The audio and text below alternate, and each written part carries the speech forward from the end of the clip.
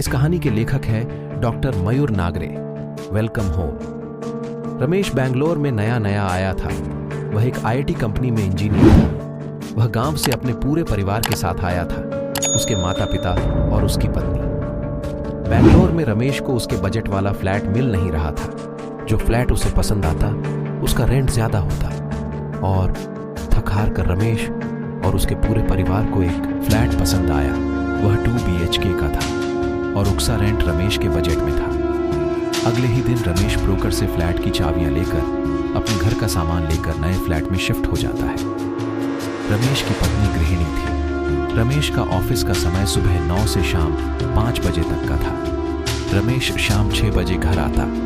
ये उकसा daily routine हो गया था। रमेश को नए फ्लैट में आए अब 7 दिन हो गए थे। एक शाम रमेश ऑफिस से फ्लैट आया और रोज की तरह फ्रेश होकर सोफे पे चाय पीने बैठ गया।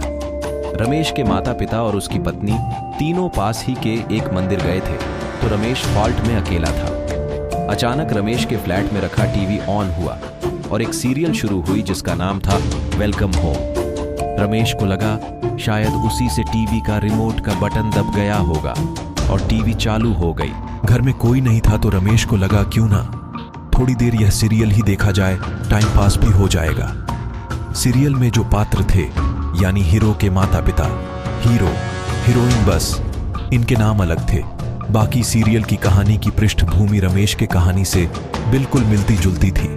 रमेश को यह देख आश्चर्य हुआ, पर यह एक इत्तेफाक है, यह सोचकर बैठ गया। अब रमेश के माता पिता और पत्नी मंदिर से आ गए। पूरे परिवार ने रात में साथ खाना खाया और सब सोने अपने अपने कमरे में गए। रात के 12 बजे टीवी एक बार फिर से चालू हुई और इस आवाज से रमेश की नींद टूटी। वह यह समझा कि शायद उसके पिता ने टीवी चालू की हो। वह यह सुनिश्चित करने हॉल में देखने आया तो हॉल में कोई भी नहीं था। अब रमेश जो पढ़ा लिखा और भूत पिशाच को बिल्कुल न मानने वाला, उसे भी डर लगने लगा। पर उसने अपने डर पर नियंत्रण पाकर सीरियल देखनी शुरू की। लगभग 1 घंटे की सीरियल रमेश ने देखी और बाद में वह सोने गया। अगले शाम के वक्त रमेश ऑफिस से घर आते हुए यह सोचता है कि कल रात उसने जो जो सीरियल में देखा वह सब घटनाएं उसके साथ भी हुई।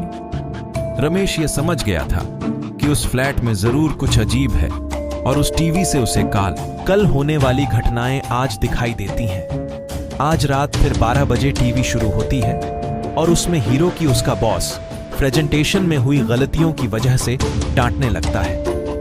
अगले दिन रमेश का ऑफिस में प्रेजेंटेशन होता है और रमेश अच्छे से प्रेजेंटेशन देता है, फिर भी रमेश का बॉस उसे डांटता है। रमेश ये सोचकर हैरान होता है कि इतनी अच्छी प्रेजेंटेशन देने पर भी बॉस ने उसे डांट लगाई। वह यह सोचते हुए घर आया कि चाहे कुछ भी हो, उस सीरियल में जो भी घटनाएं होंगी वह उसके साथ भी वैसे ही होंगी। आज रात 12 बजे फिर से टीवी ऑन हुई और सीरियल शुरू हुई। रमेश यह जानने को उत्सुक था कि सीरियल में हीरो के साथ क्या क्या होगा, ताकि वही घटनाएं उसके साथ होंगी।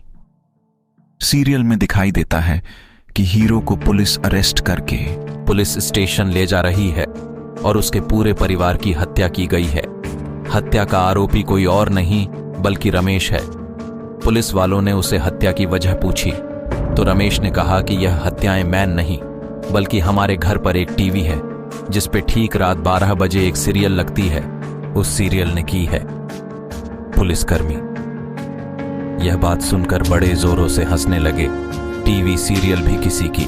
पुलिसकर्मी रमेश की यह बात सुन बड़ा हंसते हैं और इंस्पेक्टर रमेश के गालों पर एक थप्पड़ लगाकर उसे हथकड़ी पहनाकर जेल ले जाते हैं। रमेश आखिर तक यही कहता है कि वह बेगुनाह है और वह हत्याएं उस टीवी सीरियल ने की, पर उसकी बात किसी ने नहीं सुनी।